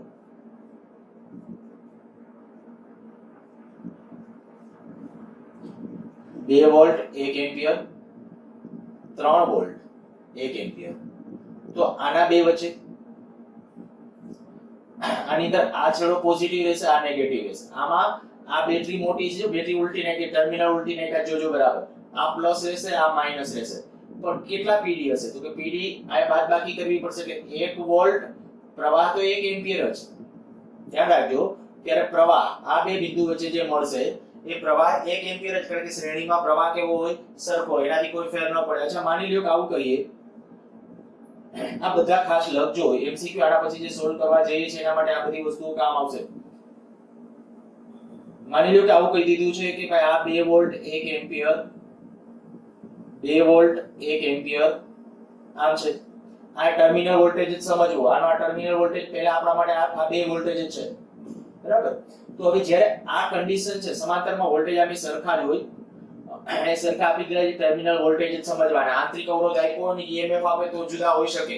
બાકી આયા આવું ન લખી શકે, આયા 3 વોલ્ટ 1 એમ્પિયર, 2 વોલ્ટ 1 એમ્પિયર એવું કાંઈ, તો એના ઈએમએફ હશે એ સમજવાનું. હવે આ જો કન્ડિશન હોય અને તમે કહો આના બે વચ્ચે ઇક્વિવેલન્ટ લખવું હોય તો આપણે કહી શકાય સમાંતરમાં વોલ્ટેજ એમનો ફિક્સ એટલે 2 વોલ્ટ અને પ્રવાહ કેટલો થઈ જશે? 2 એમ્પિયર. સમાંતરમાં પ્રવાહનો સરવાળો થાય. એટલે નેક્સ્ટ હવે આપણે ખાલી આ બેની જો પ્રવાહ ક્ષમતા આની 1 એમ્પિયર રેટિંગ હોય, આનું 1 એમ્પિયર રેટિંગ હોય, તો ત્યારે સમજી લેવાનું કે ભાઈ ટોટલ રેટિંગ કેટલું થશે? 2 એમ્પિયરનું રેટિંગ. ટૂંકમાં બેટરી માટે જ્યારે બેટરી ડિસ્ચાર્જ થતી હોય ને ત્યારે તો તમારા માટે આપણું જે વ્યાપક સૂત્ર હતું એપ્સિલોન 1 v બરાબર એપ્સિલોન માઈનસ આર, એનો ઉપયોગ કરીને જ આપણા બધીથી બધા તારણો છે એ કાઢેલા છે. એવી રીતે ચાર્જિંગ થતું હોય તો એ રીતે. સારું, બહુ કોમ્પ્લેક્સ, બહુ ગૂંચવાડો નહીં અનુભવતા, ખાલી આટલું. જો શ્રેણીમાં હોય તો વોલ્ટેજનો સરવાળો, સમાંતરમાં હોય અને ઈએમએફ આપ્યા હોય તો ઈએમએફ વાળું સૂત્ર લખ્યું epsilon 1 r2 epsilon 2 r1 r1 r2. પણ એમાં જો ઉલટા કોસ હોય તો વચ્ચે માઈનસ કરવાનું કીધું હતું આપણે. અને આયા જો સમાંતરમાં છે તો સમાંતરમાં આપણે કહી શકાય કે ભાઈ પ્રવાહનો સરવાળો, અહીંથી 1 એમ્પિયર પ્રવાહ આવી શકે, અહીંથી 1 એમ્પિયર, તો પ્રવાહ કેટલો થઈ જશે? તો પ્રવાહ ત્યારે આપણો થઈ જશે જેટલો હોય 1 એમ્પિયર તો 2 એમ્પિયર. ટૂંકમાં સ્ટેટમેન્ટ આમ કે વિદ્યુત કોષોને શ્રેણીમાં જોડવાથી તેની વોલ્ટેજ ક્ષમતામાં વધારો થાય, પ્રવાહ ક્ષમતા બદલાતી નથી. ફરીથી બોલું છું, વિદ્યુત કોષોને શ્રેણીમાં જોડવાથી તેની વોલ્ટેજ ક્ષમતા વધે છે, પરંતુ પ્રવાહ ક્ષમતા બદલાતી નથી.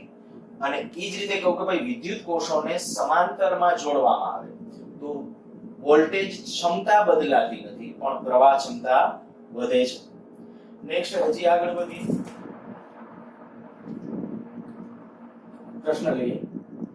માની લો કે એપ્સિલોન ઈએમએફ આર આંતરિક અવરોધ ધરાવતી એક બેટરી, એની સાથે કોઈ એક બાહ્ય અવરોધ આર જોડેલો છે.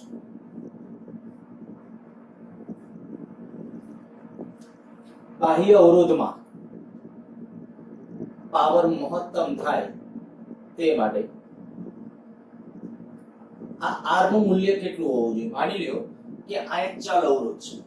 આપણે આ અત્યારે શું કરવું છે? ખાલી સ્થિતિ આ કે આપેલો આ એક પરિપથ છે માની લ્યો, પણ અવરોધ ચલ અવરોધ છે. હવે અવરોધ બદલતા જઈએ, અવરોધ બદલીએ છીએ તો આની અંદર કંઈક વ્યય પામતો પાવર પણ બદલાશે. કઈ કન્ડિશન વખતે વ્યય પામતો પાવર મહત્તમ હશે એના માટેનું આપણે કેલ્ક્યુલેશન કરવું છે.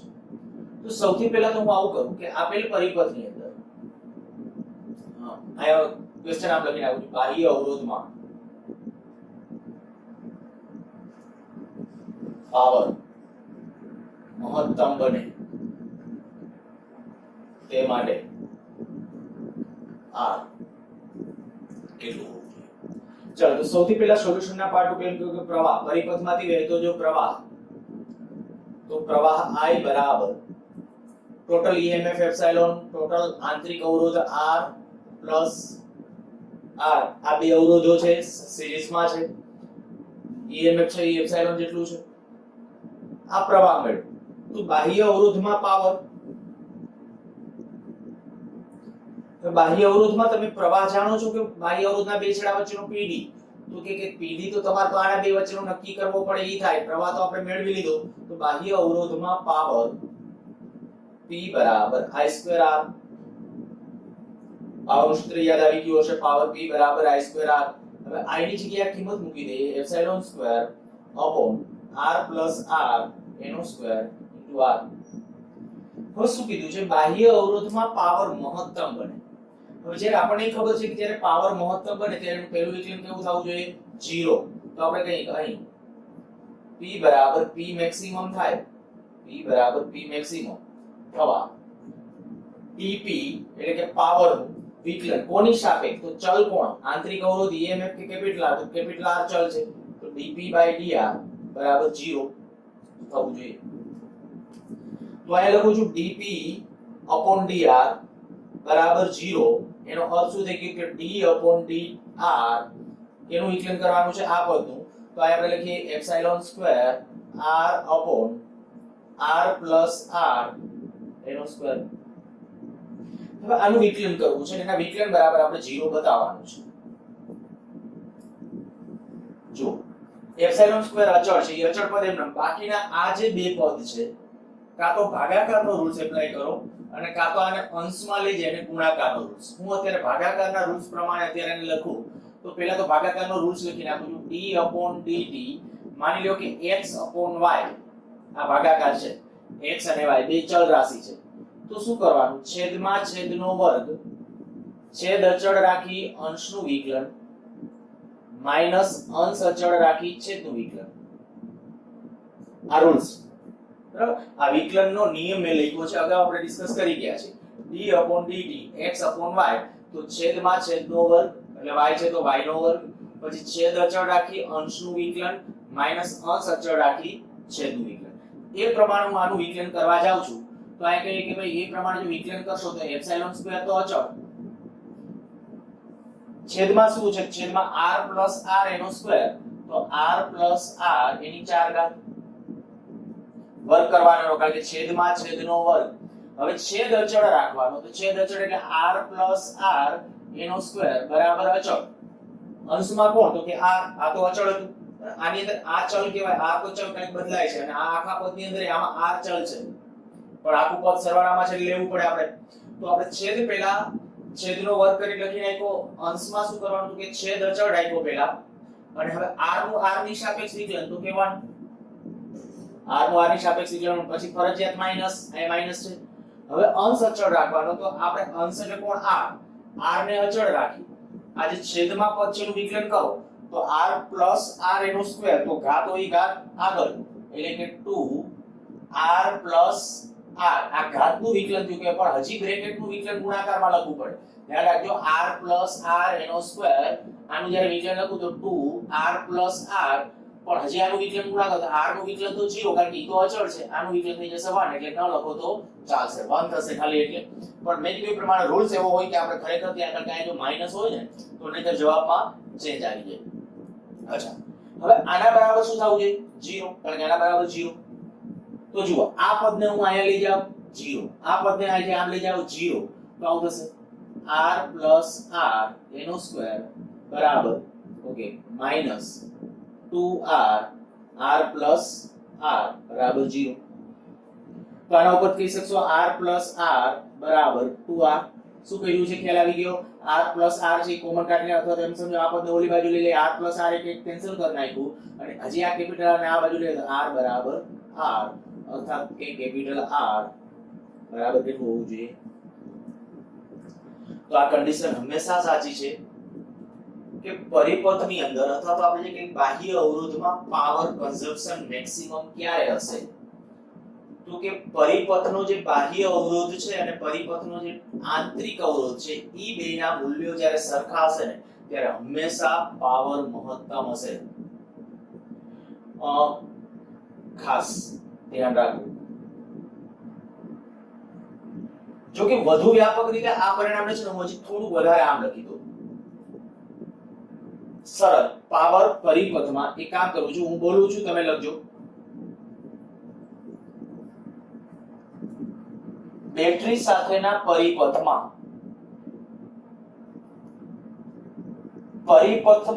પાવર મહત્તમ બને તે માટે પરિપથનો કુલ આંતરિક અવરોધ અને કુલ બાહ્ય અવરોધ સમાન થવા જોઈએ. એકવાર શાંતિથી હવે વાંચો. મેં આવું લખાયું છે કે આ કન્ડિશન વ્યાપક નથી. આના માટે ઓકે, કારણ કે આમાં તો ટોટલ અવરોધ એક બહારનો કુલ બાહ્ય અવરોધ એક આ જ છે. બોલો ત્યાં આપણે કહીએ એક જ આંતરિક અવરોધ છે તો એ બે સરખા થાય. પણ વ્યાપક રૂલ્સ આ રીતે આમ કે પરિપથમાં જેટલો ટોટલ આંતરિક અવરોધ હોય ટોટલ જાજી વિદ્યુત કોષો હશે જાજા આંતરિક અવરોધ હશે. અને અહીંયા કદાચ અવરોધો 1 2 3 એવા કદાચ ગમે એટલા અવરોધો હોઈ શકે. જો હું સિમ્પલ એક સાદો ખાલી ક્વેશ્ચન બનાવીને તમને આમ કહું કે માની લ્યો કે ભાઈ આ એક 2 વોલ્ટની બેટરી છે, અહીંયા એક એનો આંતરિક અવરોધ છે 1 ઓહમ અને અહીંયા એક આપણે દાખલા તરીકે એક અવરોધ એની સાથે એક બીજો અવરોધ અહીંયા x. હવે અહીંયા તમને આપી દઉં કે આ 2 ઓહમ નો અવરોધ છે, આ x ઓહમ છે. x ના કયા મૂલ્ય માટે પરિપથમાં પાવર મહત્તમ થાય? x ના કયા મૂલ્ય માટે પરિપથમાં પાવર મહત્તમ થાય?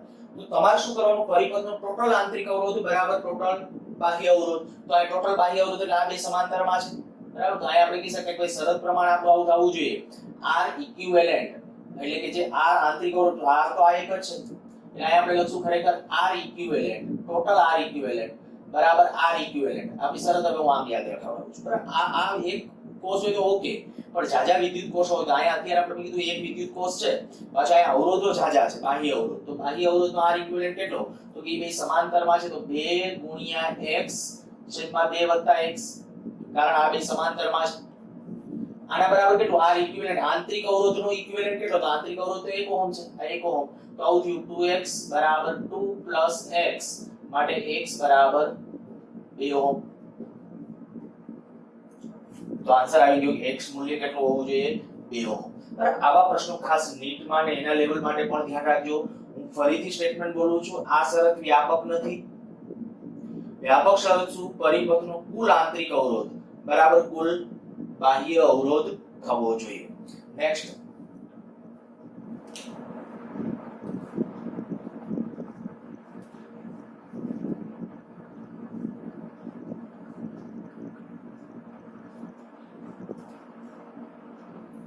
એપ્સિલોન EMF R આંતરિક અવરોધ.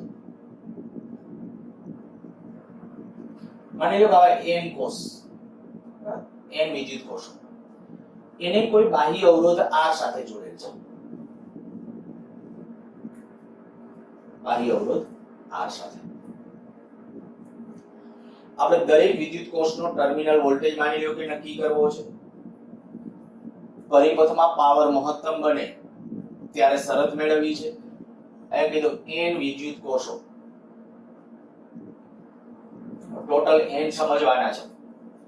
હવે શું કરાય આના માટે? જ્યારે આપણી ડિસ્કશન છે પાવર મહત્તમ બને, પ્રવાહ. અચ્છા ચાલો બધા મુદ્દાઓ કરતા જઈએ. પહેલા કહીએ કે પ્રવાહ, પરિપથમાં પ્રવાહ નક્કી કરવા માટે પહેલા હું એપ્સિલોન ઇક્વિવેલેન્ટ નક્કી કરું. એપ્સિલોન ઇક્વિવેલેન્ટ તો કે સિરીઝમાં હોય તો એપ્સિલોન ઇક્વિવેલેન્ટ કેટલો? સરવાળો તો n એપ્સિલોન. અચ્છા R ઇક્વિવેલેન્ટ નક્કી કરવું હોય તો R ઇક્વિવેલેન્ટ એટલે R આંતરિક અવરોધનું ઇક્વિવેલેન્ટ nR. તો કે પરિપથમાં પ્રવાહ, પહેલો મુદ્દો પરિપથમાં પ્રવાહ I. તો પ્રવાહનું મૂલ્ય તો પ્રવાહ આપણે નક્કી કરવો છે તો ટોટલ EMF એટલે n epsilon upon R equivalent plus બાહ્ય અવરોધ. અહીંયા આમ લખું પહેલા સૂત્ર. ચાલો આપણે આ એક સૂત્ર પણ મગજમાં રાખશું. જ્યારે એપ્સિલોન આપેલું હોય એટલે કે એપ્સિલોન ઇક્વિવેલન્ટ આપણે જ આપેલું તો epsilon equivalent upon R equivalent plus total R એમ કુલ અવરોધ પરિપથનો આ તો એક જ છે એટલે એક જ લખ્યો છે ત્યારે. હવે એપ્સિલોન ઇક્વિવેલન્ટ એટલે આપણે કહીશું n epsilon upon n r plus r તો આ એવો પરિપથમાં વહેતો પ્રવાહ. અચ્છા માની લો કે તમે એમ કીધું કે દરેક ના બે છેડા વચ્ચેનો પીડી દરેક વિદ્યુત કોષ ના બે છેડા વચ્ચેનો પીડી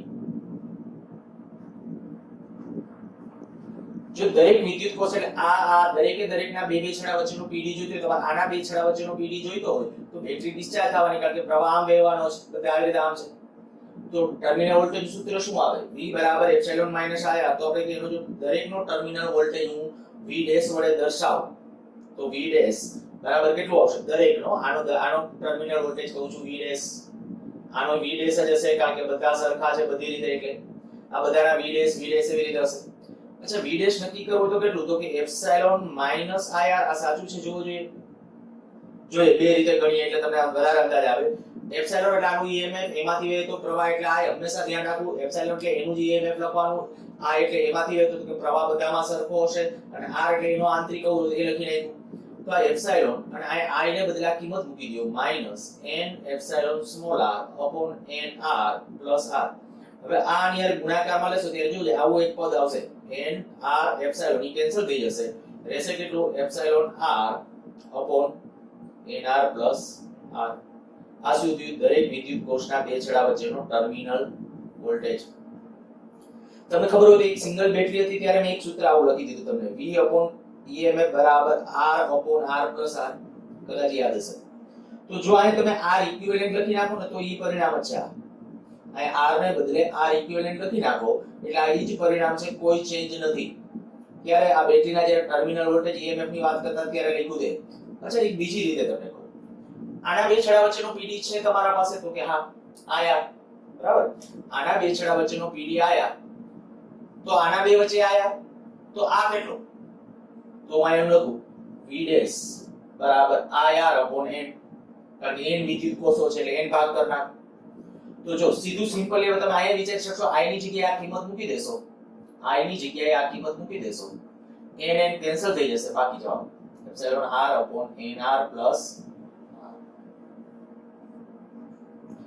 અથવા કરી જો મેં આ બધા મુદ્દાઓ એટલા માટે મેળવ્યા છે કે તમને આમાં ગમે એ પૂછી શકે. તમને એમ કે ભાઈ દરેક વિદ્યુત કોષનો ટર્મિનલ વોલ્ટેજ કેટલો હશે દરેક વિદ્યુત કોષમાંથી વહેતો પ્રવાહ કેટલો હશે EMF તો આપ્યું છે પછી આપણે કહીએ કે ભાઈ એપ્સિલોન ઇક્વિવેલન્ટ કેટલું R ઇક્વિવેલન્ટ કેટલું. અચ્છા આજે ચાલો પાવર મહત્તમ બને બાહ્ય અવરોધમાં જ્યારે પાવર મહત્તમ બને એની શરત તો કે જ્યારે બાહ્ય અવરોધમાં પાવર મહત્તમ બને જ્યારે P બરાબર P મેક્સિમમ તો કેના બાહ્ય અવરોધમાં કે પહેલા લખું પાવર બાહ્ય અવરોધમાં પાવર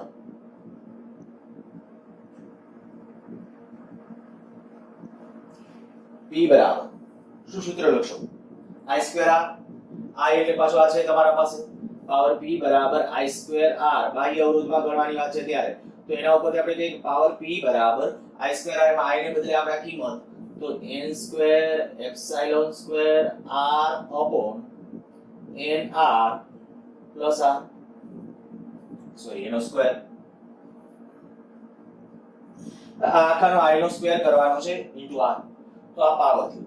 પણ હવે આપણને ખબર છે કે બાહ્ય અવરોધમાં પાવર ક્યારે મહત્તમ બને અહીં P બરાબર P મેક્સિમમ ક્યારે થાય P મેક્સિમમ થવા માટે પરિપથનો ટોટલ આંતરિક અવરોધ બરાબર ટોટલ બાહ્ય અવરોધ થવો જોઈએ ટોટલ આંતરિક અવરોધ બરાબર ટોટલ બાહ્ય અવરોધ તો ટોટલ આંતરિક અવરોધ કેટલો છે તો કે ટોટલ આંતરિક અવરોધ nr બાહ્ય અવરોધ તો ખાલી એક જ છે તો થવા માટે શરત શું nr બરાબર r. તો હું આવું કરું આ r ને બદલે nr મૂકી દઉં છું બરાબર પરિણામ ફરીથી લખું છું એટલે P મેક્સિમમ હવે લખીશ તો P મેક્સિમમ બરાબર n2 epsilon square r upon અહીંયા nr પ્લસ nr એનો સ્ક્વેર જો કેટલું વધશે 2nr એમાં n સ્ક્વેર કેન્સલ થઈ જશે રહેશે આટલું epsilon square r upon 4r જોઈ લેજો બરાબર અહીંયા આપણે થઈ જશે n સ્ક્વેર કેન્સલ થઈ ગયું, r સ્ક્વેર રહેશે, r સ્ક્વેર પણ હા એપ્સિલોન સ્ક્વેર મૂલ્ય 1 આ અને r બરાબર જ્યારે જે આપણા પાસે હજી આના પદને એક r ને બદલે આ લખી નાખું છું કિંમત, કારણ કે બે જગ્યાએ એક જગ્યાએ લખ્યું તો અહીંયા પણ લખીએ ઉલ્લેખ કરીએ nr, જો અહીંયા nr લખીએ તો હવે શું વધશે એ આન્સર આપણે હિસાબ સીધો લખીએ. ચાલો તો આવું થયું n cube epsilon square r upon 4 n square r square, તો n સ્ક્વેર કેન્સલ થઈ ગયું, એક r કેન્સલ થઈ ગયું, એપ્સિલોન સ્ક્વેર અપોન 4 મહત્તમ પાવર. કદાચ તમને એમ પૂછી શકે કે ભાઈ મહત્તમ પાવરનું મૂલ્ય કેટલું હશે, તો મહત્તમ પાવર તમે કહી શકો કે આટલો હશે. ઈ કેમાં આ બાહ્ય અવરોધની અંદર. હવે આને આ વસ્તુ માની લ્યો કે સમાંતર જોડાણ માટે બધું પૂછવામાં આવે, બરાબર. આ પેલા લખી નાખો, ચાલો પૂછું છું.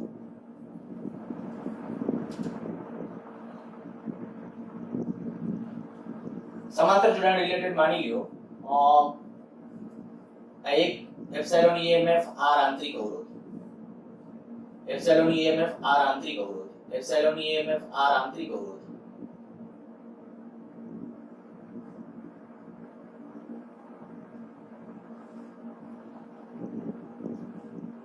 આ બધા એપ્સિલોન EMF ધરાવતા વિદ્યુત કોષો જ કહું છું એને.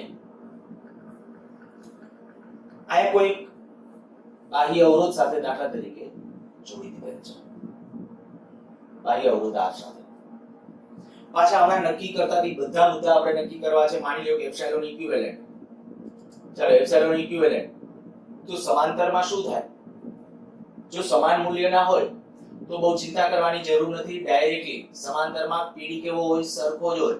જો સરખો ના હોય તો આપણું સૂત્ર હતું એપ્સિલોન ઇક્વિવેલેન્ટ નું સૂત્ર હતું એપ્સિલોન ઇક્વિવેલેન્ટ બરાબર epsilon 1 r2 plus epsilon 1 r1, sorry આયા epsilon 2 r1 upon r1 plus r2.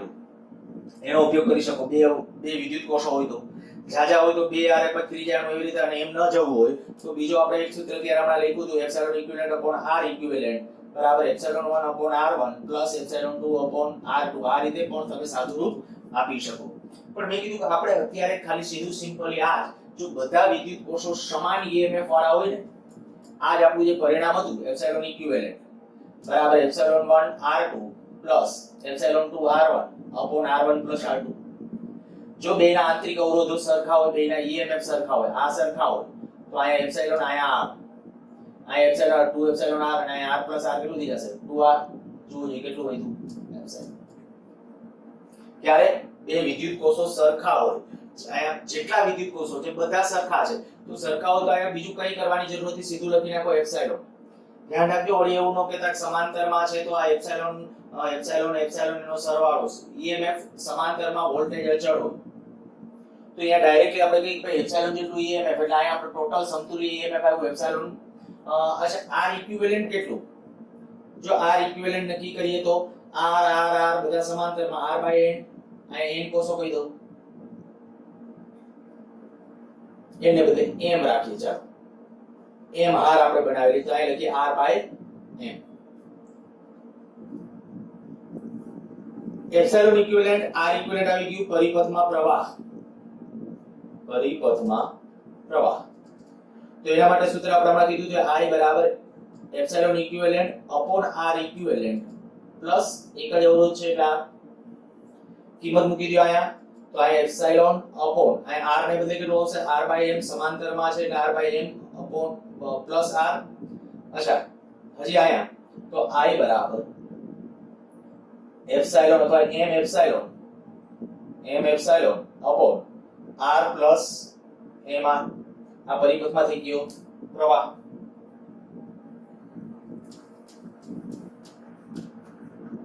અચ્છા પાછો પાવર. અચ્છા એની પેલા ટર્મિનલ વોલ્ટેજ, દરેક વિદ્યુત કોષનો ટર્મિનલ વોલ્ટેજ.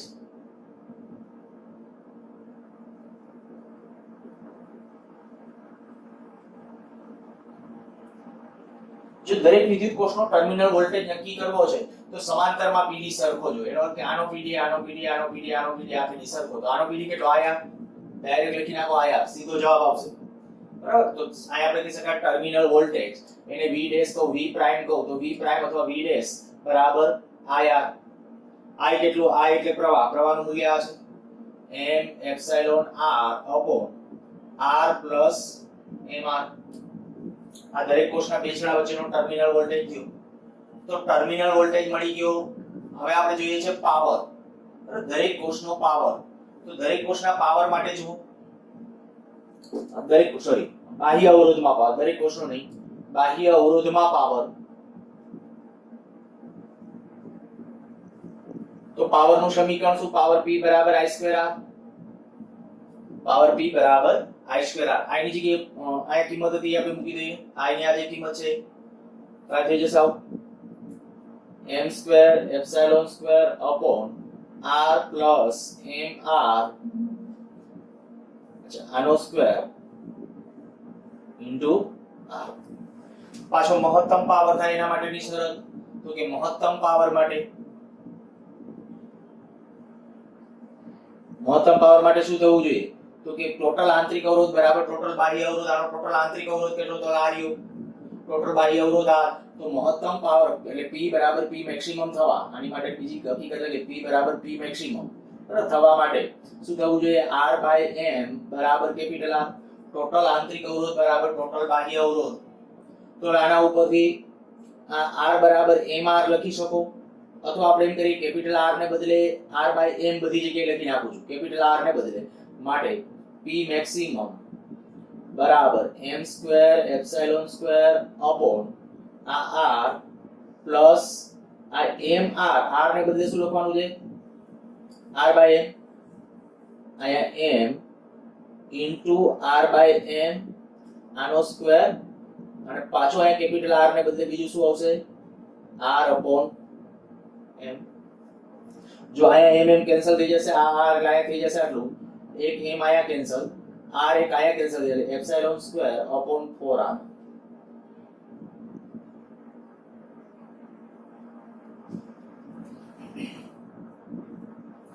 m એક m આની સાથે કેન્સલ કર્યો, આ એક m વધશે. m epsilon square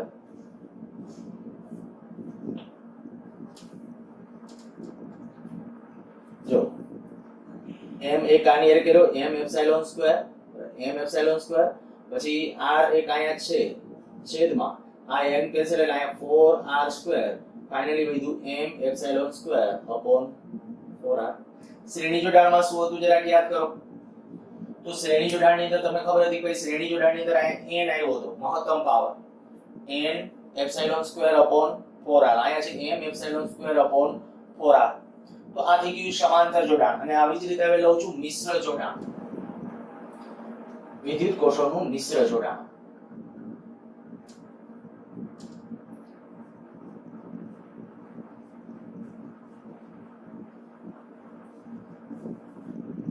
epsilon r epsilon EMF r આંતરિક અવરોધ, આવા n કોષો. ઓકે, અને એવી m r.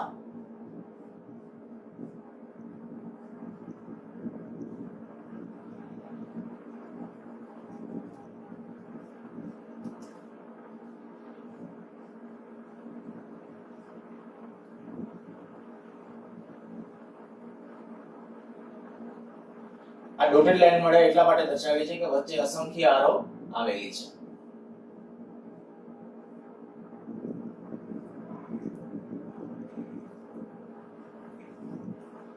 ધારી લો કે અહીંયા અવરોધ R છે. અહીં કીધું છે આપણે એ પ્રમાણે EMF ટોટલ હાર કેટલી? હાર n એક હારમાં કેટલા કોષો?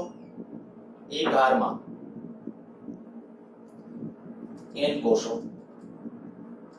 એવી m હારો. આ એક રકમનો પાર્ટ છે.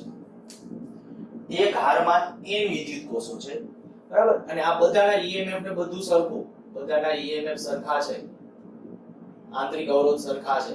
આવી કન્ડિશન થઈ. હવે જવાનો મેથડ તો આને અહીંયા એક બાહ્ય અવરોધ સાથે જોડેલ છે. હમણાં ગણ્યાથી બધી વસ્તુ, દરેક કોષનું ટર્મિનલ વોલ્ટેજ નક્કી કરવું છે. જો લોજિક મેં કીધું શ્રેણી સમાંતર આવડ્યું તો આ બહુ સરળ, બધું આવડશે પાછું.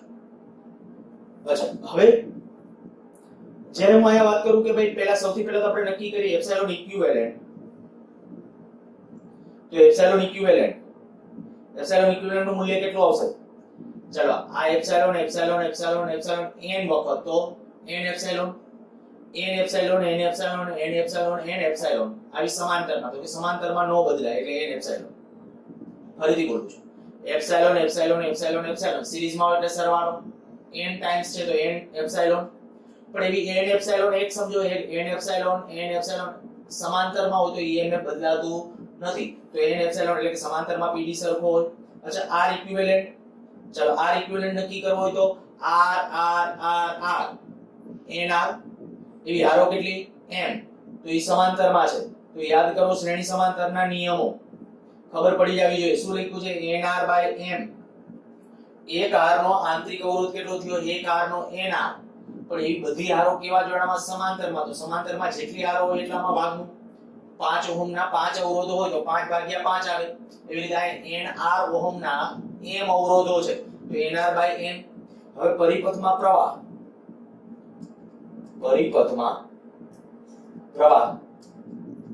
I, તો I બરાબર શું? આપણું સૂત્ર શું? Epsilon equivalent upon r equivalent plus r. બસ આ કિંમતો મૂકી દેવાની બધી. તો એપ્સિલોન ઇક્વિવેલન્ટ કેટલું? તો કે એપ્સિલોન ઇક્વિવેલન્ટ એટલે n એપ્સિલોન અપોન અહીં આવશે nr upon m plus r. થોડું ખાલી વ્યવસ્થિત સાદુરૂપ આપવું હોય તો m વડે દશા લઈ લેશો એટલે m n epsilon upon nr plus mr. તો આ થઈ ગયો ટોટલ પ્રવાહ, પરિપથમાંથી વહેતો કુલ પ્રવાહ. ચાલો દરેક વિદ્યુત કોષનો ટર્મિનલ વોલ્ટેજ નક્કી કરવો છે. તો ટર્મિનલ વોલ્ટેજ કેમ નક્કી કરશો? તો કે આનો ટર્મિનલ વોલ્ટેજ કેટલો? આ વોલ્ટેજ પોટેન્શિયલ ડ્રોપ કેટલો? pd કેટલો? આયા એના ભાગ કરી નાખો. ચાલે આપણે એ જ રીતે ગણીએ. હવે જાજી રીતે નથી કરતો, બાકી પછી તમારે v બરાબર એપ્સિલોન માઈનસ ir પેલા પ્રવાહનું મૂલ્ય નક્કી થઈ ગયું છે. આ રીતે આમી કરી શકો. બીજી રીત કહી દઉં છું, કરજો તમારે તે કરવી હોય તો. અહીંથી પ્રવાહ I આવે છે, કેટલા ભાગ પડે છે? m, કારણ કે m આરો છે તો આમાં કેટલો પ્રવાહ જશે? I by m. આમાં I by m દરેકમાં I by m પ્રવાહ હશે. તો પ્રવાહ છે તમારા પાસે, તો હવે ટર્મિનલ વોલ્ટેજ લખવો કેમ લખાય? v બરાબર એપ્સિલોન માઈનસ ir. એમાં I ને બદલે શું લખવાનું? I by m.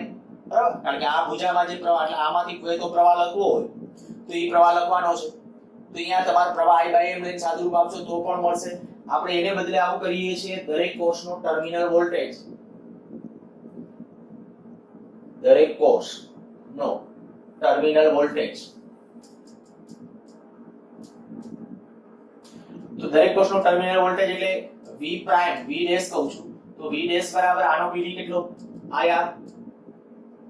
અહીંયા તો અહીંયા આપણે કીધું એટલે કે આનો અહીંયા સમાંતરમાં સરખો હોય અને કેવા કેટલા વિદ્યુત કોષો છે? n. તો n વડે ભાગી નાખો. હવે જુઓ કે i ની જગ્યાએ આ કિંમત મૂકી દેશો તો આ n કેન્સલ થઈ જશે. જોજો બરાબર, r ની જગ્યાએ સોરી આ જે i ને બદલે આ પદ મૂકી દેશો એટલે n કેન્સલ. પરિણામ જે બાકીનું વધશે એ લખું છું m epsilon r upon nr plus mr. શું કર્યું તો આ જ્યારે કિંમત ત્યાં મૂકી દીધી i ને બદલે એટલે n ને કેન્સલ કરી નાખ્યા. ત્યાં n છે છેદમાં એ આની હારે કેન્સલ કર્યા તો m એપ્સિલોન અને અંશમાં એક r હતો એ r. તો આ પરિણામ થઈ ગયું આપણું ટર્મિનલ વોલ્ટેજ. તો આ દરેક કોષનો ટર્મિનલ વોલ્ટેજ થયું.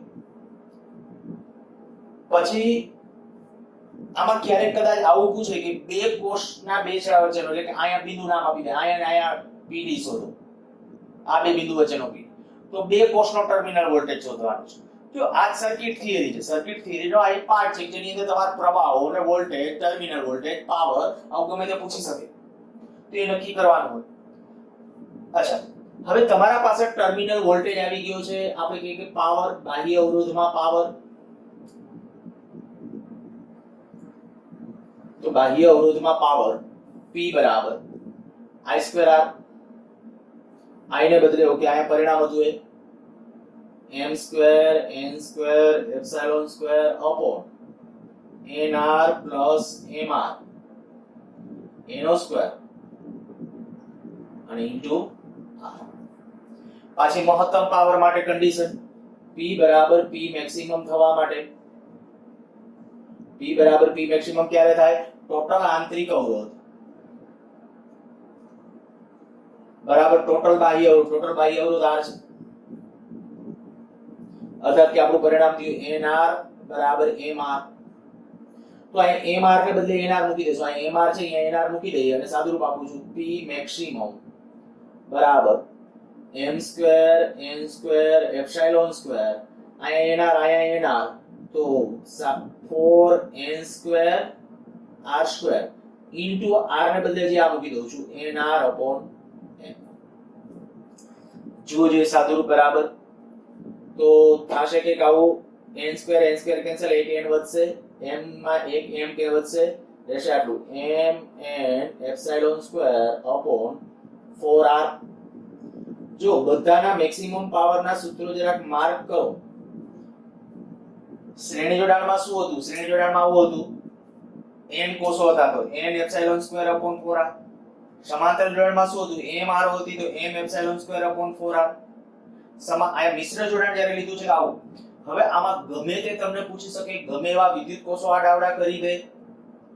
જો તમને ટર્મિનલ વોલ્ટેજ પૂછે આના બે વચ્ચેનો ગાળો, તો મેં તમને લોજિક શીખવાડેલું છે એ પ્રમાણે તમારે પરિપથનો ટોટલ પ્રવાહ આ ઇક્વિવેલન્ટ, જો આટલા સ્ટેપ લખતા આવડે ને એટલે હું તમને કહું બેટરી અને અવરોધ વાળી સર્કિટ થિયરી લગભગ બધી ક્લિયર. એપ્સિલોન ઇક્વિવેલન્ટ આવડવું જોઈએ, આર ઇક્વિવેલન્ટ આવડવું જોઈએ, બરાબર? એ આવડે એટલે પ્રવાહ મળશે. પ્રવાહ મળી ગયો એટલે હવે આ પીડી મળી ગયો, પછી વિચારવાનું કે આયા તો પીડી સમાંતરમાં સરખો હોય, પછી જેટલા પાર્ટ પાડતા હોય એટલા પાર્ટ પાડવાનું, એ રીતે કરો. ટર્મિનલ વોલ્ટેજ તો બીજી રીતે મેળવવો તો રસ્તો, હમણાં આનો નામ ચાલો ટર્મિનલ વોલ્ટેજ આપણે કીધું તમે મેળવજો, પણ મેળવી નાખીએ એટલે તમારો કોન્ફિડન્સ વધે. જો આયા આપણે કીધું આનો ટર્મિનલ વોલ્ટેજ મારે લખવો છે V ડેશ બરાબર એપ્સિલોન એનું EMF એપ્સિલોન માઈનસ એમાંથી વહેતો પ્રવાહ I ડેશ કહું છું, બરાબર? I ડેશ અને એનો આંતરિક અવરોધ આનું EMF એપ્સિલોન, આમાંથી વહેતો પ્રવાહ I ડેશ કહું છું. હા, હવે I ડેશ એટલે આમાંથી વહેતો પ્રવાહ, તો કે આ ટોટલ પ્રવાહ તો એના કેટલા પાર્ટ? m part. તો આ હું આમ લખું છું epsilon minus I by m r. અને હવે I ને બદલે આ કિંમત મૂકો. જો આ કિંમત મૂકશો, વિચારો અહીંયા m કેન્સલ થઈ જશે, બાકીનું લખું છું એપ્સિલોન માઈનસ m એક કેન્સલ એટલે n epsilon small r upon nr plus mr. આની સાથે ગુણાકારમાં લેશો એટલે કે લસા લઈ લેશો તો આ પદ જો કેન્સલ થઈ જશે, રહેશે કેટલું? m epsilon r upon nr plus mr. Terminal voltage, જો ટર્મિનલ વોલ્ટેજ આપણો શું હતો? બરાબર, મેં કીધું એ સર્કિટ થિયરીની અંદર ખાલી એ ધ્યાન રાખવાનું છે કે તમારું લોજિક એ દોરવું જોઈએ કે શું માયલું છે. દરેક પેલા શબ્દોને ફીલ કરો કે શ્રેણી જોડાણ કેને કહેવાય, સમાંતર જોડાણ કેને કહેવાય. પછી જે રૂલ્સ તમને વારે ઘણી હું રિપીટ કરતો જાઉં છું, ભાઈ આ વિદ્યુત કોષોનું સમતુલ્ય EMF કેમ યાદ રાખવાનું? શ્રેણીમાં હોય તો સરવાળો, સમાંતરમાં હોય તો સરખા વોલ્ટના હોય તો કોઈ ન બદલાય, જુદા જુદા વોલ્ટના એટલે જુદા જુદા EMF ધરાવતા વિદ્યુત કોષો હોય તો કે તો આપણે ઓલું સૂત્ર લીધું હમણાં જ epsilon 1 r2 plus epsilon 2 r1 છેદમાં r1 પ્લસ r2, તો એનો ઉપયોગ કરીને ટર્મિનલ વોલ્ટેજ નક્કી કરી શકો. તો આ થઈ ગયું આપણું વિદ્યુત કોષોનું શ્રેણી, સમાંતર અને મિશ્ર જોડાણ. અને લેક્ચરની લેન્થ ખૂબ વધી જાય છે એટલે લેક્ચરને અટકાવીએ છીએ, બાકી આવતા લેક્ચર